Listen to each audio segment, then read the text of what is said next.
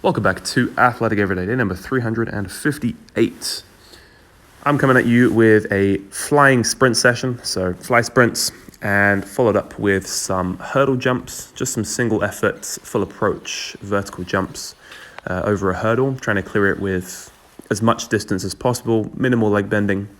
I think there is value in doing jumps where you are getting a significant amount of hip and knee flexion to sort of clear something with your feet.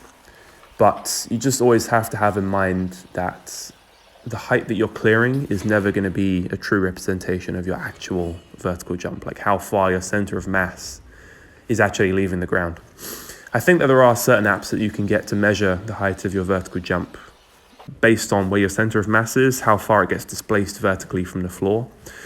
Obviously with a box jump or a hurdle jump, how high you clear with your feet is not the height that you're actually getting with a vertical jump. So there's loads of people that can do 60-inch, 65-inch box jump. It's impressive, don't get me wrong, but it's more of a representation of hip mobility, unless you're getting stupidly high with it. But it's, after a certain point, it's who's got the best hip mobility to get to the top of whatever the object they're trying to reach with their feet is, as opposed to a true representation of how high you're jumping vertically. So I think it's important to draw that distinction. So the reason why I'm doing hurdle jumps is just that it's another constraint externally that's going to mean that there is some feedback about whether or not I've done a successful jump.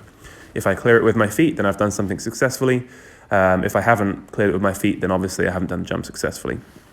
So I think that's something that all of us can keep in mind. All of us who are on the path of becoming more powerful, more explosive athletes, want to jump higher, run faster, lift heavier, so on and so forth. It's an important distinction to make. That's enough ranting about jumping and the types of jumps you should be doing in training to jump higher. But yeah, another important distinction to make is the difference between full approach jumps, like I'm doing here, and single effort depth jumps and box jumps. I think a full approach, if you're going to be trying to jump your highest, is always going to be the way you're going to be jumping the highest, whether you're a 1 foot or a 2 foot jumper.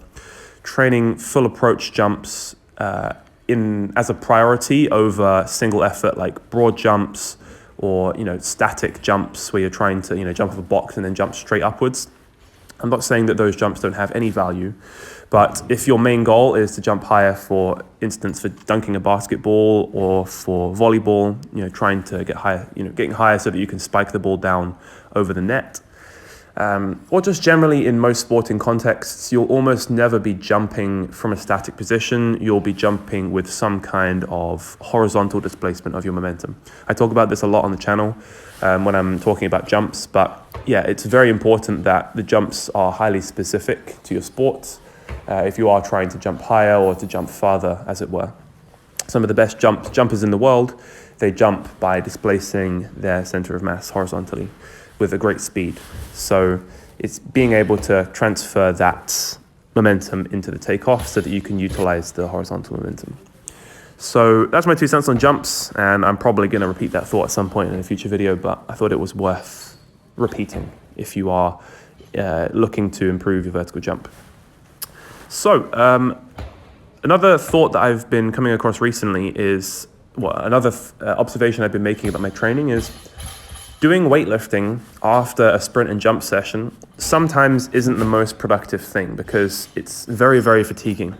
Going from a highly potent stimulus, a highly potent plyometric stimulus like a sprint or a jump, and then going into doing a highly potent weightlifting stimulus or like a strength stimulus, strength, power, whatever end, towards the force end of the force velocity curve, as it were.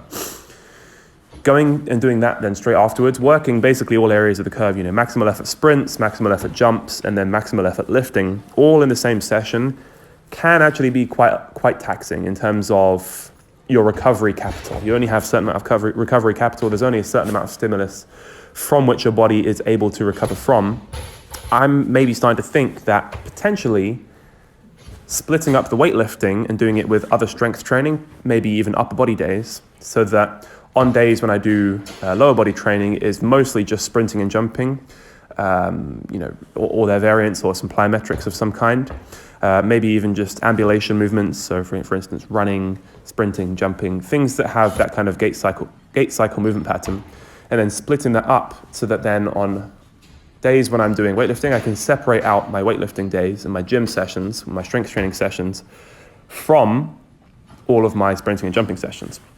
I think that this could be a more efficient way of dividing my week's recovery capital up, rather than just trying to cram everything into one workout with regards to all the high stimulus stuff, cleans or snatches, along with sprints and jumps, versus just doing the sprints and jumps on one day, and then allowing a day to recover, and then doing the weightlifting movements with other strength training movements solely in the gym.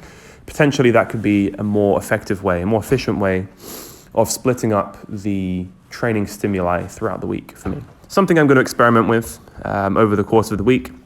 So just to clarify that, it's instead of doing weightlifting after sprints and jumps, it's doing weightlifting on allocated strength training days, and then doing the sprints and jumps and plyometrics, giving them their own space that they need to, so that I can really just hammer them hard rather than trying to conserve energy for the weightlifting afterwards.